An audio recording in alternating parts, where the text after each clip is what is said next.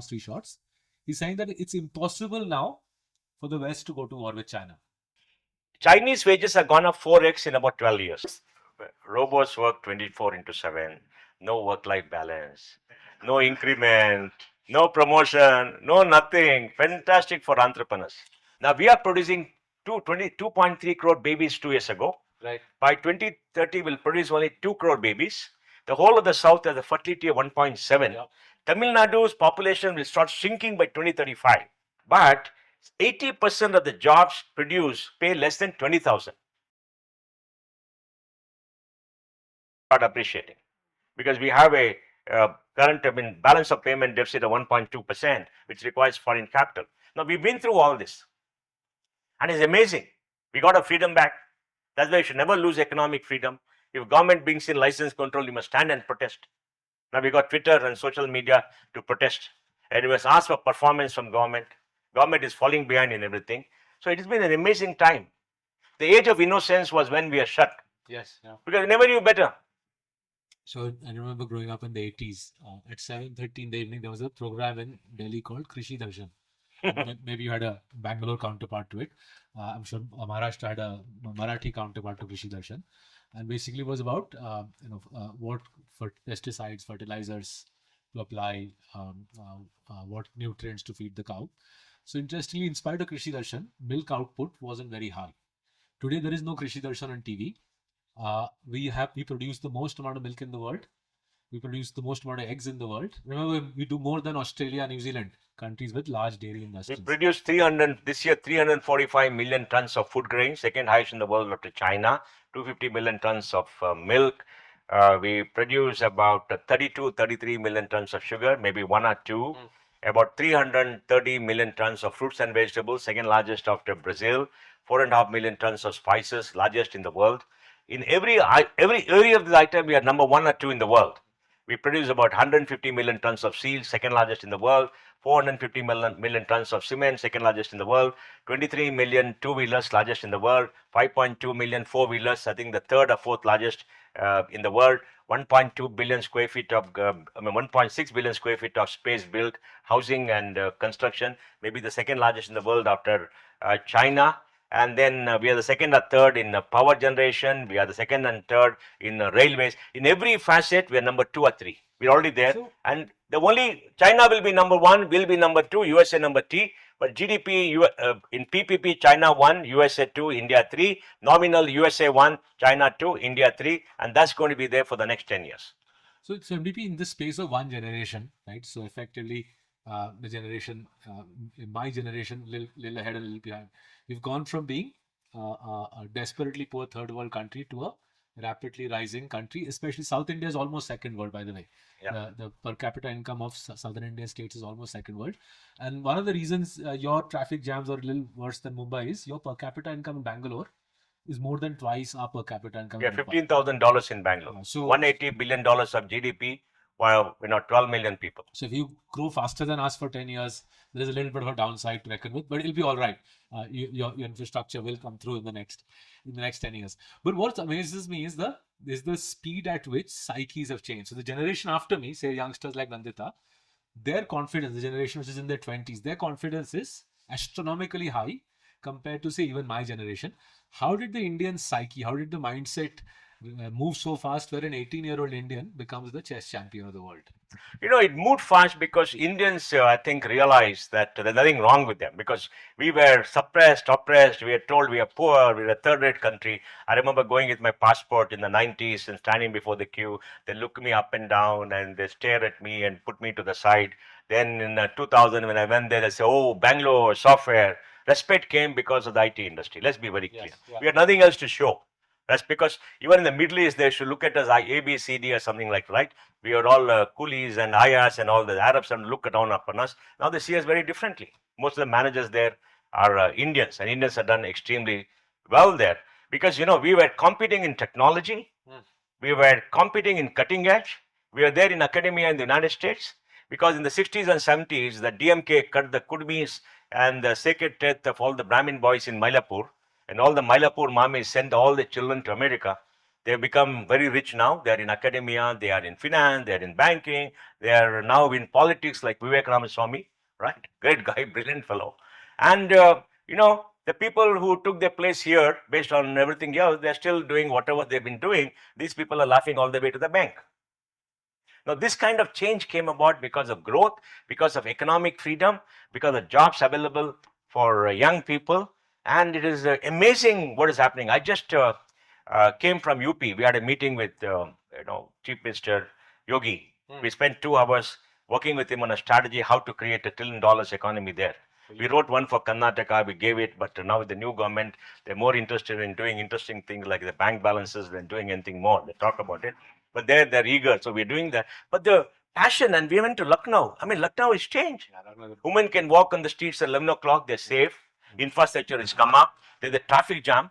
I remember meeting Naveen Patnaik about 1 year ago and telling him, fantastic, congratulations, great development. Kya hua? He said, there's a traffic jam in Bhubaneswar, 1 kilometer. Traffic jam is a sign of prosperity in India. So when you go to, this Whitefield and all get stuck for 2 hours. So I had a question here. So we just discussed how India changed from 1991 onwards, and there's a remarkable shift, as you just explained, and a lot of it is explained by the IT industry coming up. But India liberalized in 1991. Everything was open. I mean, it gradually opened, but eventually all sectors opened up.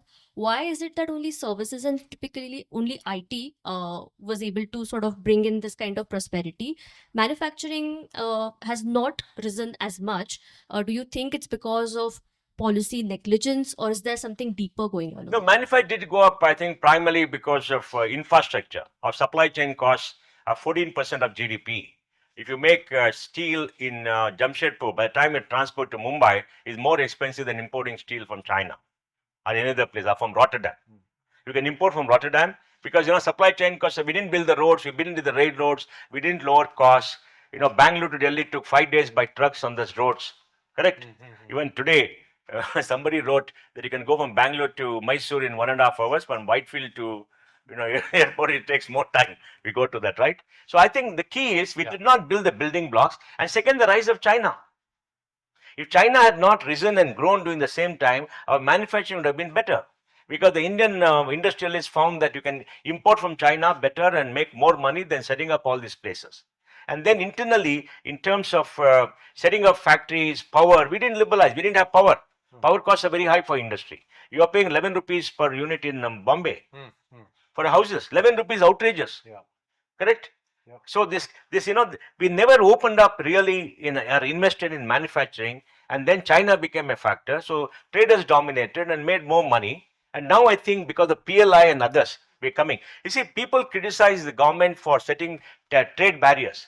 But again, China, the only protection is trade barriers. Again, the rest of the world, you don't have to have tariffs and barriers, you can compete. But with China, you can't compete. You go to Thailand, the Japanese went to Thailand and set up the auto industry. Now, BYD has come to Thailand, has killed everybody. Suzuki is winding up, Toyota is winding up, everybody is winding up because you can't compete against BYD. And even the Western automakers. So yes. In 3 longs, 3 shorts this morning, folks. All of you get 3 longs, 3 shorts. So my colleague Pramod Guppi has put a piece by economist called Trevor Noah. So in Noah Opinion, I think his blog is called Noah Opinion. He says that China can destroy any country. Forget India, even the Western countries' manufacturing bases are being destroyed by China because China uniquely and remarkable foresight on the part of the Chinese leaders. The Chinese leaders realize that manufacturing is actually war. Right? The reason manufacturing is war is if you say, or if America says, or we say, we will focus on building, say, SaaS software and manufactured goods we'll import from China. BYD cars, as NDP says, BYD cars, if there weren't any tariffs, would be the cheapest electric cars. So if we decide as a country to say, electric cars, why make them? China se kharidte hain. Let's focus on SaaS software. That'll be fine till we go to war. In war, we'll realize our medicines are made by China, our cars are made by China, everything is made by China. And in war, I don't think there'll be too many takers for SaaS software. Right? So they're saying that the Chinese politicians realize this and they have made themselves indispensable to the rest of the world, to the point where he's saying, he's given some lovely stats. It's the second piece in today's 3 longs, 3 shorts. He's saying that it's impossible now for the West to go to war with China. And because it's impossible now for the West to go to war with China, they will now give in to China's demands rather than fight with China.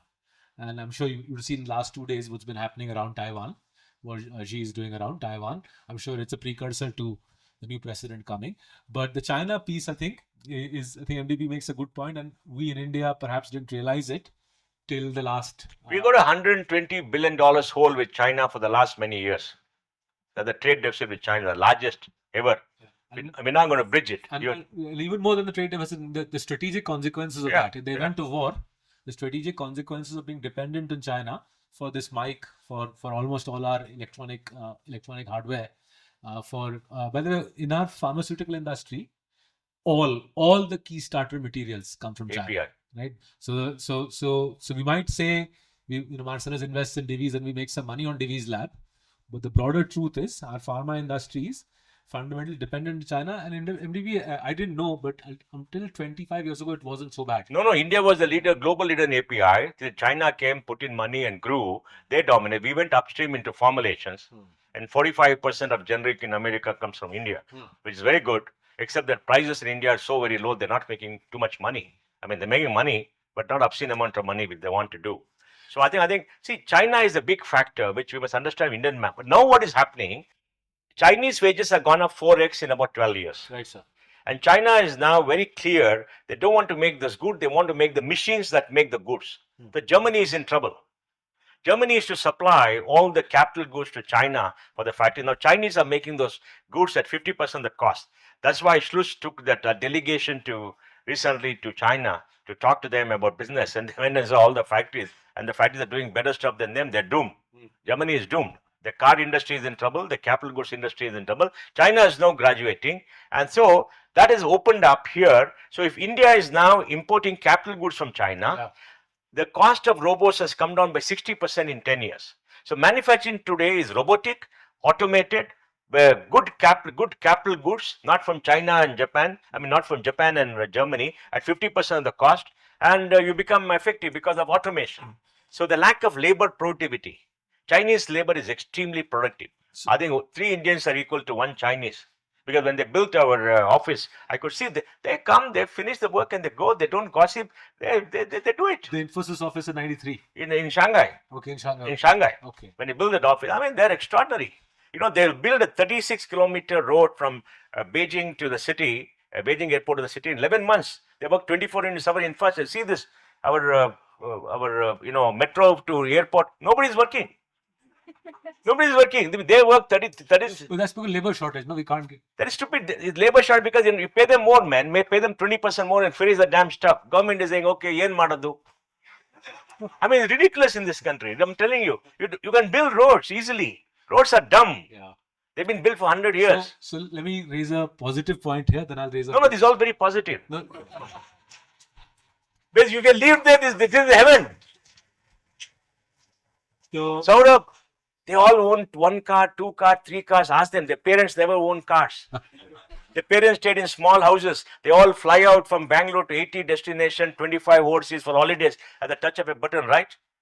so They go give you money to manage and earn more money, right? fantastic. Your parents never did that, no? So Then this is heaven. We've invested your money in a company called Eicher Motors, right? Now, I met the Eicher Motors management, but I hadn't seen their plant in Chennai. So some foreign investors came to diligence us last week. They met MDP here in Bangalore, and then we took them to Chennai. We took these foreign investors to Chennai, and the Eicher Motors guys very kindly showed us their factory. Right, so the factory, fully automated factory. The only people employed in the factory are, by the way, women. Women. Right? The men don't work there. They do afternoon.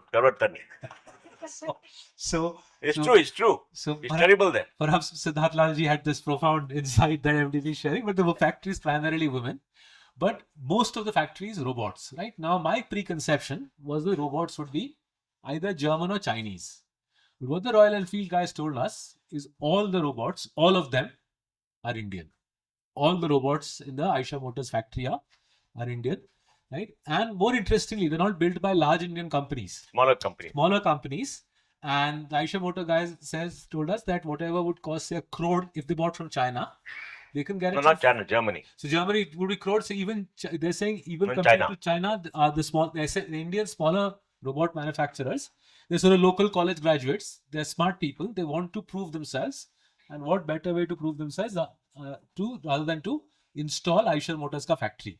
So to get the credential, to get the thappa that we have made robots for Eicher Motors, for Royal Enfield, for 30-40 lakhs, small Indian companies are building this supply chain automation.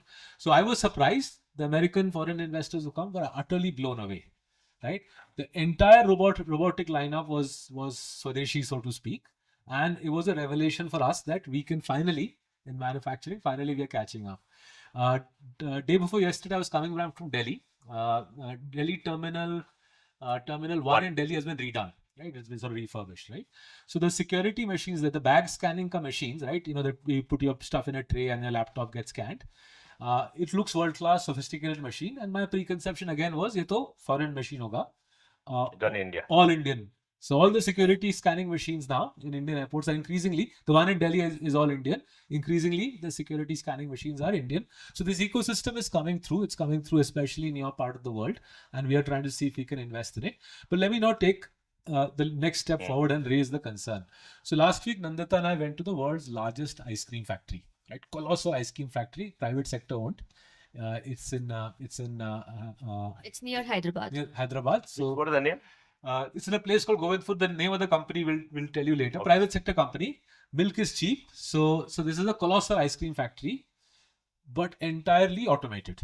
The only human being ka job is packing, right? And again, the people doing the packing are women. There really is nothing for men to do in that factory. Colossal setup. Increasingly, the ice cream in your city as well. I think already your city is getting ice cream from that factory. That factory is running at 70% utilization. When it goes to 100% utilization, it'll start exporting ice cream to Southeast Asia. So good stuff. So actually that also explains it's not just the bigger factories that we visit that are completely automated, because you would assume that they have the money, the capital to invest in machines. I recently visited, I think 4 months ago, a small unit which was making furniture, modular furniture near Pune. It was not even inside the city. It was just a little outside. That was no big than half of this room. It was just like a tiny setup, and it was completely automated.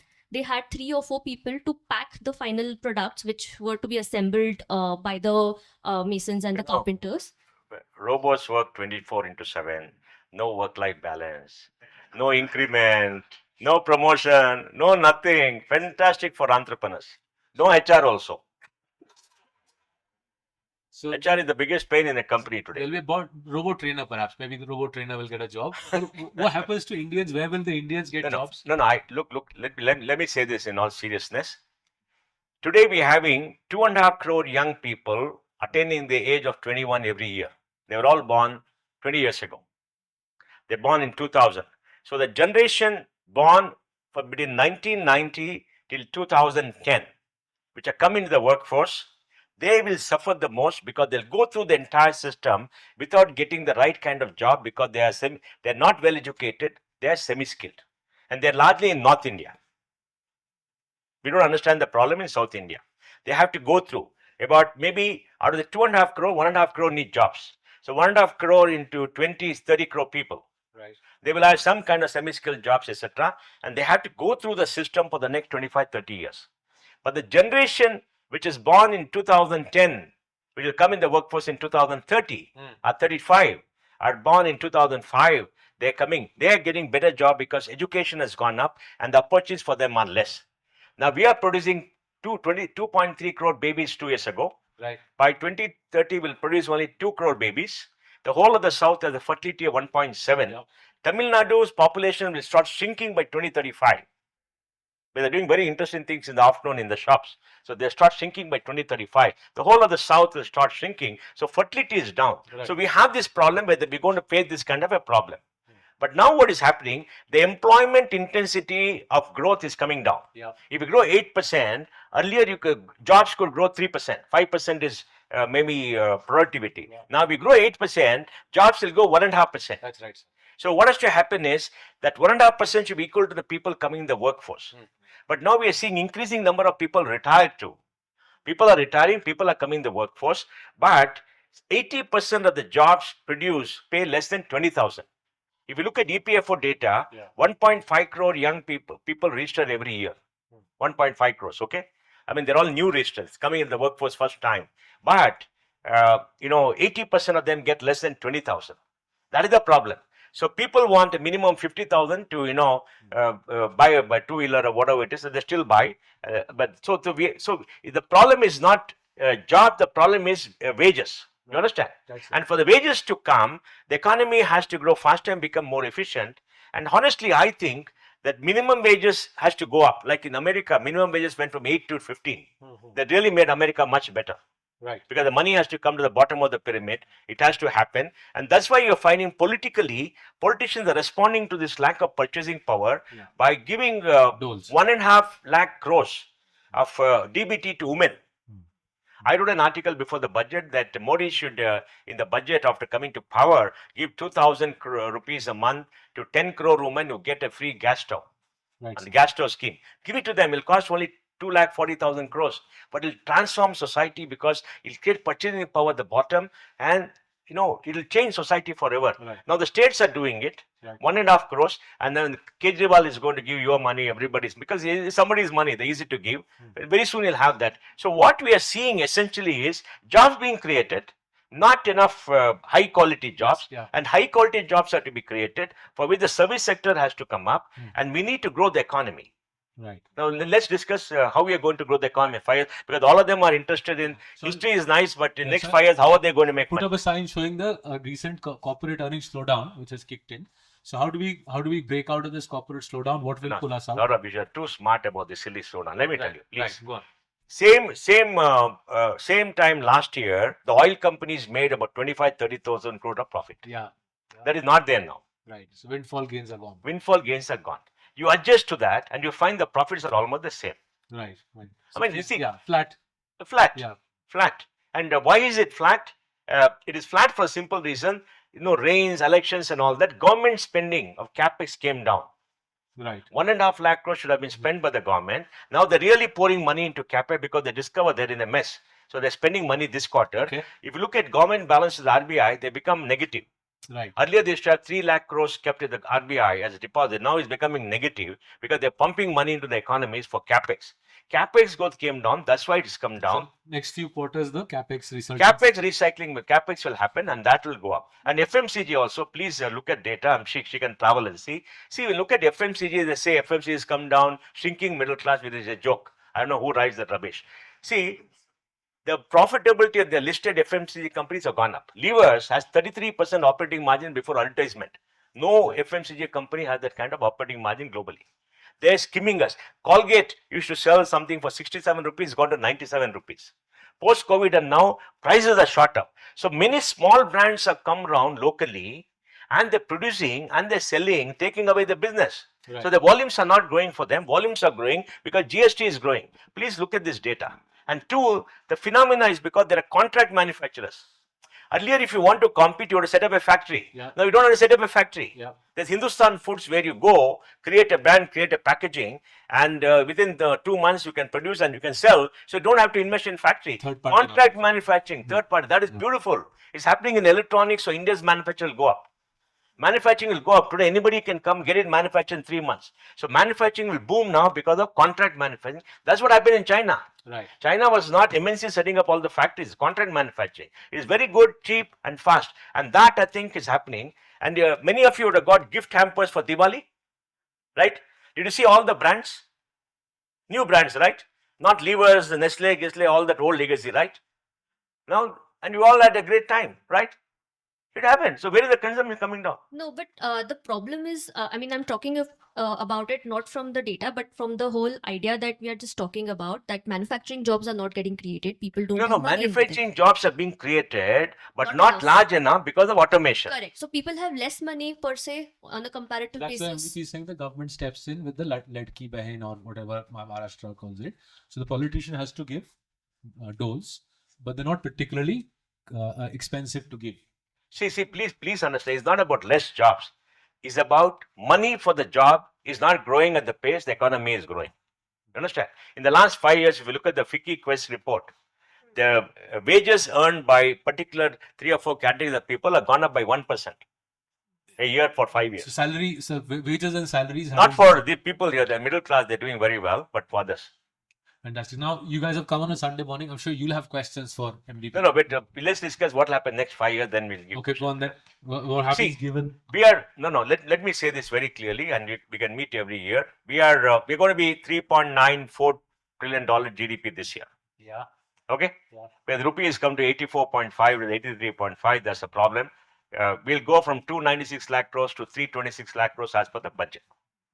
So we will go to $5 trillion possibly by 27. 25 is over.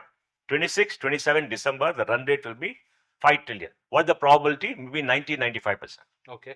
I'm sure you will also write about it. So we could grow to something like maybe 6.5-7 trillion by 2030. Assume 6.5 trillion. We want to add $2.5 trillion to GDP in the next 5 years. That's amazing.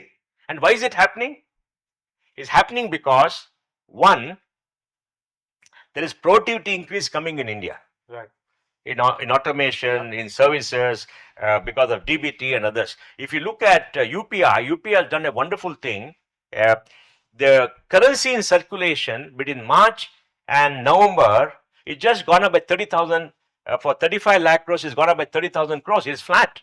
Currency in circulation has come down by from 14.5% to 11.5% now, and will remain flat for the next 2 years. That means 3 lakh crores or something, which could be increased in currency every year, is going to formal banking system. Right. So I think efficiency, productivity is coming into this country. Supply chain efficiencies are coming in a large way. Now, PLI and others are pushing some manufacturing up. Services growth is happening. Right. So I think consumption growth is also happening because people are buying houses, people are buying cars because the financing happening, and the banks are in great shape. Banks are engaged. Banks, there's no NPA in the bank. This year the bank will make 4 lakh crores, I think, post-tax profit, maybe 3.5 to 4 lakh crores profit, and that can be there. So I think all this, and if you look at the global economy, India's services export will grow up by 8 to 10% a year. Service export will grow up. Then goods export may go up 4 to 5% a year. Yes. If you strip it of oil, you see the growth going. And import of oil as a percent of GDP has come down. Yes. And 3 to 4 years, surplus on services, deficit on goods could match and come very close together. So next 5 years, provided Modi remains and Modi keeps investing in infrastructure and something else doesn't happen, we're going to see very high growth. It's amazing growth. And the impact of that on companies and profits is going to be very high. And corporate profit, I gave you this data. Last year, 2024 March, corporate sector paid 11,32,000 crores as corporate tax before refunds. Okay, this is not the net collection. As a percentage of GDP last year was 296 lakh crores. So 11,32,000 crores. If you capitalize it at 25% tax rate, that's 45 lakh crores. 45 lakh crores on 296 lakh crores is 15%. So 15% of GDP is corporate pre-tax profits. That's huge, man. So Achhe Din are round the corner over the next 5 years. No, Achhe Din are there but now how many of us will benefit? We got to see.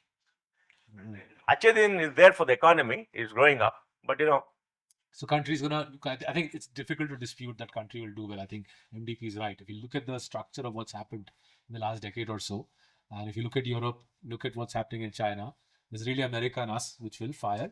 Question is, should we put all eggs in one basket and all our money in India? And I've increasingly said over the last couple of years, given the diversification that we can get from investing in America, and given that many of us in India are seeing firsthand American companies set up shop over here, Apple being a case in point, the diversification benefit of America is powerful.